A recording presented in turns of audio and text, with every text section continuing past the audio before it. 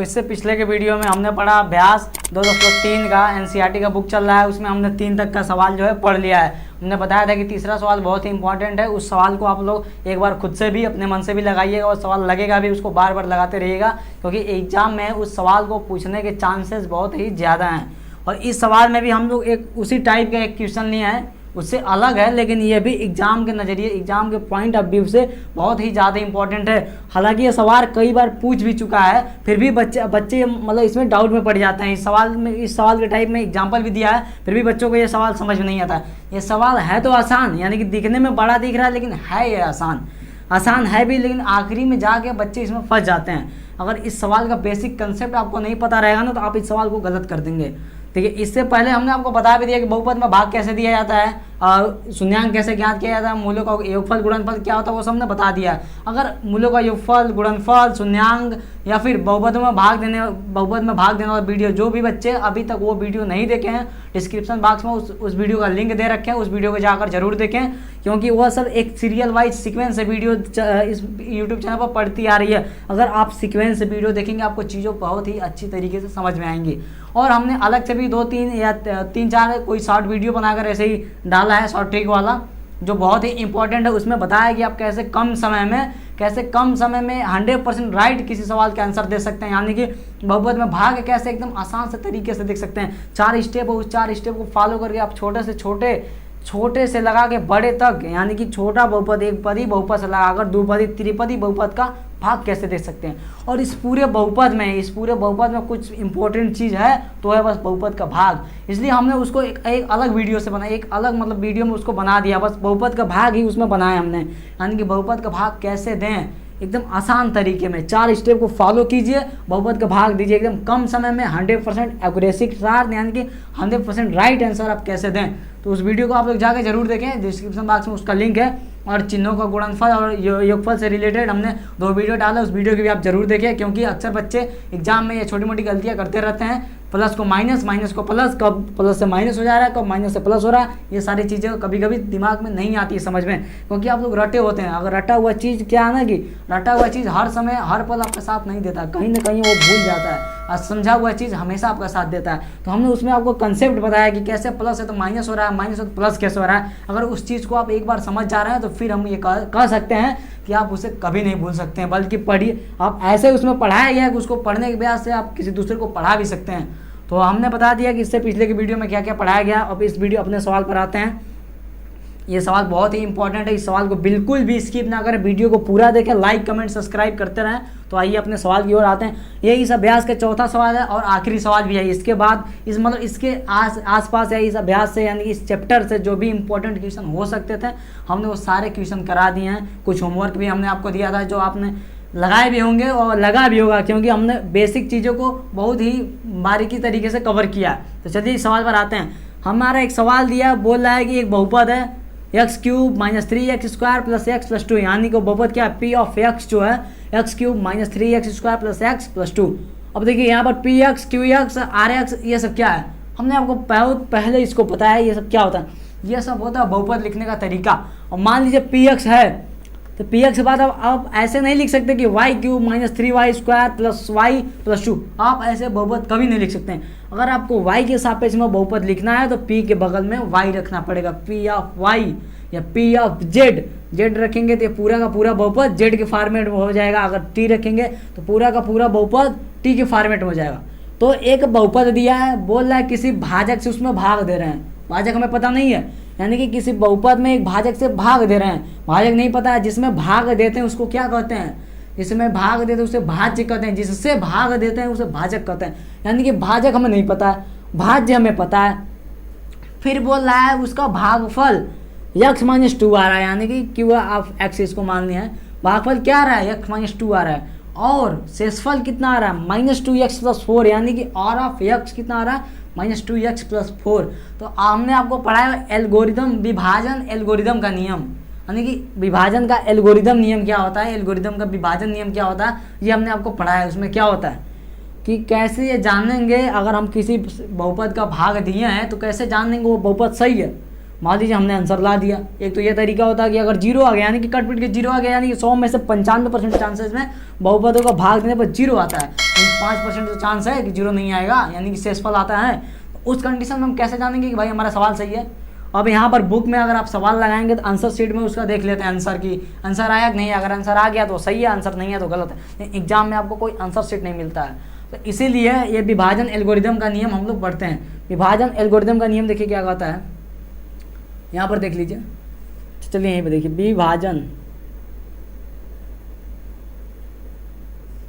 Algorithm, algorithm, विभाजन algorithm, कहीं कहीं इसे एल्गोरिथम भी बोलते हैं। विभाजन एल्गोरिदम का नियम देखिए, विभाजन एल्गोरिदम का नियम क्या होता है, भाज्य बराबर, भाज्य पहले हिंदी में लिख दे रहे हैं, भाज्य, भाज्य बराबर भाजक गुणे भागफल प्लस शेषफल। ये बहुत ही इंपॉर्टेंट फार्मूला है, इसे आप याद कर लें। ये इसे याद करने का देखिए क्या तरीका होता है, भाज्य बराबर ऐसे रट लीजिए, कुछ चीज़ें तो मैथ में भी रटना ही पड़ता है। भाज्य बराबर भाजक गुणे भागफल प्लस शेषफल, यानी इस सवाल को आप याद कर लेते, अगर इस फार्मूले को याद कर लेते, इसमें से कई कई सवाल का आप आंसर दे सकते हैं। अगर मान लीजिए भाज्य पूछे तो आप ये फार्मूला अप्लाई कर सकते हैं। अगर शेषफल पूछेगा तो क्या करेंगे, इस पूरे वाले को उठा के इधर भेज देंगे तो ये पूरा हो जाएगा माइनस, यानी कि शेषफल बराबर आपका क्या हो जाएगा, भाज्य माइनस भाजक गुणे भागफल। अगर भागफल पूछे तो भी आप पक्षांतर जोड़ घटाकर भागफल का आंसर यहाँ से ला सकते हैं। भाजक का वैल्यू पूछे तो भी आप यहाँ से भाजक के वैल्यू ज्ञात कर सकते हैं। यानी कि एक फार्मूले से आप 3-4 आंसर यानी 3-4 तरीके से उसका सोल्यूशन कर सकते हैं। 3-4 तरीके के प्रश्न अगर पूछेगा तो आप एक ही फार्मूले से उसे सॉल्व कर देंगे। इसलिए ये फार्मूला इंपॉर्टेंट है, इसे याद रख लीजिए। अब देखिए इस फार्मूले को हम अपने इस सवाल में कैसे यूज करते हैं। देखिए भाज्य क्या है, भाज्य आपका ये है, भाज्य मतलब जिसमें भाग दिया जाता है। भाज्य क्या है आपका, P of X, P of X बराबर भाजक क्या है, जिससे भाग दिया जाता है, G ऑफ X गुणे भागफल क्या होता है, जो भाग देने के बाद मिलता है, Q ऑफ X। देखिएगा भाई ये Q है ये G है, दोनों एक ही जैसा हम बनाते हैं। ये Q है ये G है, और ये जितना बन रहा है सब X है, कोई N नहीं समझेगा, ये R है। प्लस शेषफल, शेषफल को देखिए क्या, R ऑफ X। देखिए अगर यहाँ पर इसकी वैल्यू रखेंगे ना तो सवाल लंबा चला जाएगा। इसलिए हमको जो निकालना है पहले उसे देखते हैं। तो हमें निकालना क्या भाई, भाजक निकालना है, यानी कि भाजक निकालना है। भाजक क्या है आपका, ये है, इसको निकालना। देखिए क्या करेंगे, ये क्या है प्लस में, इसको इधर भेजिए, P ऑफ X प्लस में इधर रहेगा माइनस R ऑफ X बराबर। अब देखिए ध्यान से, हमें G ऑफ X की वैल्यू चाहिए, इसको हमने इधर भेज दिया है, प्लस है तो माइनस हो गया। अब बचा Q ऑफ X, इसको भी हटाना तभी ना G ऑफ X की वैल्यू में मिलेगी। इसको हटाने के लिए देखिए यहाँ पर गुणे में है। अब गुणे में है, किसी भी चीज़ को जो गुणे में है बराबर के इधर या उधर जब भेजते हैं तो बटे में आ जाती है। देखिए अगर प्लस में है बराबर को उधर या इधर भेजते हैं तो माइनस में हो जाएगी। अगर माइनस में है बराबर को उधर या इधर भेजते हैं प्लस में हो जाएगी। अगर गुणे में है बराबर को उधर या इधर भेजते हैं तो बटे में आ जाएगी। अगर बटे में है बराबर को उधर या इधर भेजते हैं तो गुणे में आ जाएंगी। तो देखिए गुणे में G ऑफ X बराबर के इधर भेजेंगे तो क्या हो जाएगा, बट्टे में आ जाएगी। Q ऑफ X, अभी हम इसको फिर से लिख दे रहे हैं, Q ऑफ X बराबर क्या बचेगा, G ऑफ X। देखिए हमने इससे अपना सवाल का फार्मूला बना दिया। अब बस एक फार्मूले पर सारा वैल्यू रखिए, आंसर उसका तुरंत आएगा। देखिए क्या है, P of X minus R of X बटे Q ऑफ X बराबर G of X। G of X की वैल्यू हमें ज्ञात करनी है। ये सब PX QX GX कहाँ से आया, यहीं से आया ना, बस ये फार्मूला याद है, भाज्य बराबर भाजक गुणे भागफल प्लस शेषफल। ये फार्मूला पता है, बस उसी का जो संकेत है यहाँ पर हमने रख दिया है, और जो ज्ञात करना है उसे गुणा भाग प्लस माइनस करके उसकी वैल्यू पहले हमने यहाँ पर उस फार्मूले को अपने सवाल के हिसाब से कन्वर्ट कर दिया है। अब ये जो फार्मूला, इस फार्मूले को हमें याद करना है, यही फार्मूले पर ये पूरा सवाल लग जाएगा। तो चलिए इस फार्मूले को हम लोग लिखते हैं, पहले इसको हटाते हैं हम लोग, इसको याद कर लिए। देखिए फार्मूला क्या है, P of X minus R of X बटे Q ऑफ X बराबर G ऑफ X। तो इसको हटाते हैं, विभाजन एल्गोरिदम हो।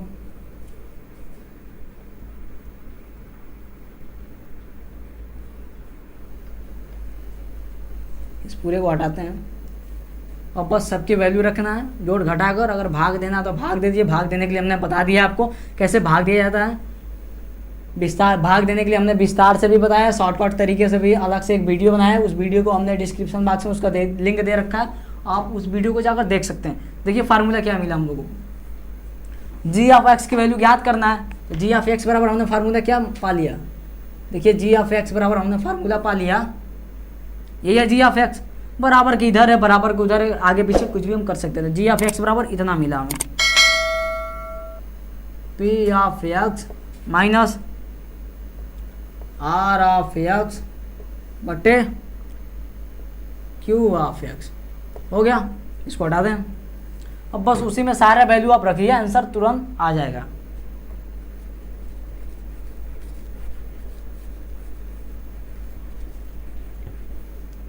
चलिए फिर देखते हैं अपने सवाल की तरफ हम। सबसे पहले देखिए P of X minus R of X, अगर हम इसे अलग से निकाल कर उसमें रखते हैं तो सवाल हम लोग का और भी आसान हो जाएगा। तो चलिए पहले इसकी वैल्यू निकालते हैं हम लोग। P of X minus R of X बराबर क्या हो जाएगा, पी ऑफ एक्स की वैल्यू ये है, उसमें से आर ऑफ एक्स की वैल्यू कहाँ गया, यही आर ऑफ एक्स, इसको वैल्यू घटा दीजिए। क्या है, X cube minus 3x square plus X plus 2। देखिए माइनस करना है, किसको करना है, माइनस 2x प्लस 4 को। अब देखिए फिर x cube minus 3x square plus X plus 2, कोष्टक के बाहर अगर माइनस रहता है तो कोष्टक के अंदर के सारी चीज़ों का चिन्ह बदल जाता है। ये देखिए माइनस क्या हो जाएगा, प्लस 2x, प्लस है तो माइनस 4 हो गया। अब देखिए कुछ जुट रहा है, कुछ घट रहा है, कुछ भी हो रहा है, उसे और सरल कीजिए। देखिए एक्स की क्यूब एक ही बार है और नहीं है तो ऐसे लिख लेते हैं एक्स की क्यूब माइनस स्क्वायर कहीं है 2 बार तो जोड़ देंगे या घटा देंगे, नहीं है तो इसे भी लिख लीजिए। एक्स देखिए एक्स की घात एक यहाँ पर है, एक्स की घात यहाँ पर भी है, दोनों जुड़ जाएगा, प्लस प्लस है जुड़ जाएगा, 2 1 3x। देखिए यहाँ प्लस 2 है, माइनस 4 है तो घटा देंगे, माइनस 2 बच जाएगा। यानी कि P of X minus R of X बराबर हम लोग के पास क्या है, X cube minus 3x square plus 3x minus 2। अब देखिए इसमें क्या करना है, अब इसको जी ऑफ एक्स कर दीजिए। इतना की वैल्यू कितना है, X cube minus 3x square plus 3x minus 2। अब बटे में अगर जी ऑफ एक्स कर दे तो बटे में क्यू ऑफ एक्स कर दे तो जी ऑफ एक्स की वैल्यू मिल जाएगी। क्यू ऑफ एक्स की वैल्यू कितना भाई, एक्स माइनस 2 हो गया। इसको सॉल्व कीजिए, आपका आंसर आ गया। तो चलिए इन सारी चीज़ों को हटाते हैं। अब मेन हम लोग का फोकस यहाँ पर रहेगा, यही है सब सवाल का सबसे मेन पॉइंट यही है। इसको आप यहाँ तक अगर आप समझ गए तो आपको कहीं भी दिक्कत नहीं होगा, क्योंकि इसके बाद से भाग देने के बाद उसका आंसर आ जाएगा। इसको हटाते हैं। अब आप लोग वीडियो को ध्यान से देखिए, वीडियो लंबा हो रहा है लेकिन वीडियो एकदम आसान भी हो रहा है ना। देखिए सवाल बड़ा है या छोटा है ये मैटर नहीं करता, सवाल मैटर ये करता है सवाल आसान लग रहा है या कठिन लग रहा है। अगर आसान लग रहा है तो फिर भी कितना भी पेज में जाए सवाल कोई फ़र्क नहीं पड़ता, सवाल लगेगा, क्योंकि आपको बेसिक चीज़ें हमने बता दिया है, बेसिक चीज़ें आप जानते हैं। इसलिए आप सवाल चाहे 2 पेज में जाए या 4 पेज में जाए, आप सवाल मज़े से लगा सकते हैं। तो चलिए पहले इसको नोट करते हैं, पहले इस सवाल को नोट कर लेते हैं।